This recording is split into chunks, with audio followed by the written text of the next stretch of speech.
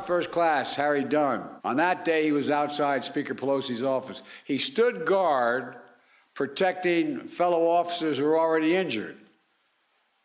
He was fighting back insurrectionists across the Capitol while being called the vilest racist names. His own congressman, a true constitutional scholar, Jamie Raskin, wanted me to say the following, and I wrote it down. Officer Harry Dunn acted with remarkable courage and valor to defend both our institutions and our people. Went on to say, generations to come will think of him and these officers and thank them for their service. I want to try to get through this without crying. President Biden marked the second anniversary of the January 6th attack by awarding 14 people, including Capitol Police Officer Harry Dunn, with the Presidential Citizens Medal for their efforts defending the Capitol and protecting the integrity of the 2020 presidential election. Joining me now is Capitol Police Officer Harry Dunn, author of the forthcoming book, Standing My Ground, A Capitol Police Officer's Fight for Accountability and Good Trouble. Officer Dunn, thank you very much for coming to the Sunday Show. Glad to be here. Thanks for having me. You have your medal with you. Dude. Tell me what it was like to get that honor from President Biden and to hear his words of praise. You know, one of the things I wish that so many other officers, the first thing that so many other officers that America does not know the name of could have been there. I truly appreciate the honor. I'm very humbled. Still am to this day. It's surreal. You know, the second highest honor. You know, it's hard to put in words, but I'm just over the moon, elated, and humbled. So. You were able to put some things in words because you tweeted out your thanks for the medal, noting what I did on January 6th, I did as a police officer. It was my job, but what I have done every day since I do because I am an American. Tell me more about that sentiment. You know, when we take our oath of office, it's understood that our job is to protect democracy, and so we just did our job. However, on January 7th, I could have just shut up and just went back to work. However, it's really important to me that the things that happened on that day don't happen again, and the people responsible for what happened on that day are held accountable. Because, like, we weren't just police officers that day. We were also victims of an attack and an assault as people and as a country. And that can't happen again. And that's why I'm going on and on to make sure I can do my part to make sure it doesn't happen again. You know, you're still a Capitol Police officer. You are still in that building helping to protect people who have not only derided your experience by calling it, as one said, a normal tourist visit, but also people who wouldn't even allow you to be honored, you and your fellow officers and folks who literally put their lives on the line that day. How does it feel to go to work every day, seeing people and interacting with people who, through their actions and through their words, basically said, I don't give a damn about you? You know, people have different morals, different values, different versions of the truth. Like somebody said, alternative facts. We've heard that before.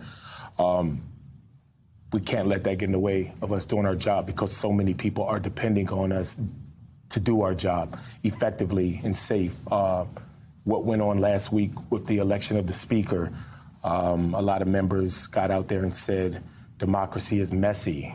Oh, it's difficult. Defending it that day was messy, defending on January 6th. And it was so ironic that what they were doing on the House floor is what we fought for on January 6th, so they could have the right to do that. So I'm just remain eyes focused on the bigger prize of why I do my job as a police officer and what I do in my personal time. You know, being awarded this medal as an American citizen allows me to have that opinion about them voting not to honor us. So it's kind of like you're in a little bit of a quagmire. It's tough to navigate, but it's doable.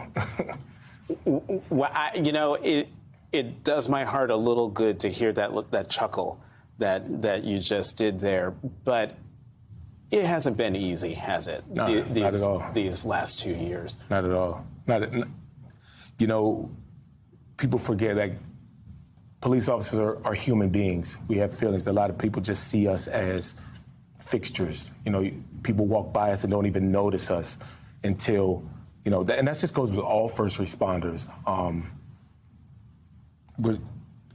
They're not really relevant until they're really needed.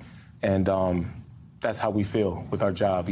But we do it. We don't do it for recognition. You do it because it's the right thing to do, and you're there to help people, protect, and serve. You know, I know one of the things that's been very important to you since the attacks on January 6th is mental health. Yeah.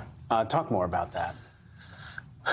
Going back to police officers, we are looked at often as problem solvers, you know, but when we have problems, who do the police call when we need help? I think we really need to work on the stigma about mental health. There's no new phrase or words that can be spoken about normalizing it. I think more people just need to say it. Everybody knows that mental health is health. You know, we take care of our hearts, we take care of our lungs, our kidney, all that stuff, but we need to take care of our minds, our brains. It's part of our body and it needs to be taken care of. It's not easy, but we need to realize that it's normal for people to not be okay. It's okay to not be okay. And there are people out there, psychologists, that will help you get through these times. I know the control room wants to go to break, but we're not going to go to break because I need to get you your reaction to something that now Speaker Kevin McCarthy, what he had to say about Donald Trump after securing the votes to be House Speaker. Watch this. I do want to especially thank President Trump. I don't think anybody should doubt his influence. He was with me from the beginning. Somebody wrote the doubt of whether he was there, and he was all in. He would call me, and he would call others. Officer Dunn, given everything you just said in this interview, what's your reaction to the praise, that praise essentially on the second anniversary of the insurrection? That was the first time I saw that clip, and wow. I think nothing of Donald Trump.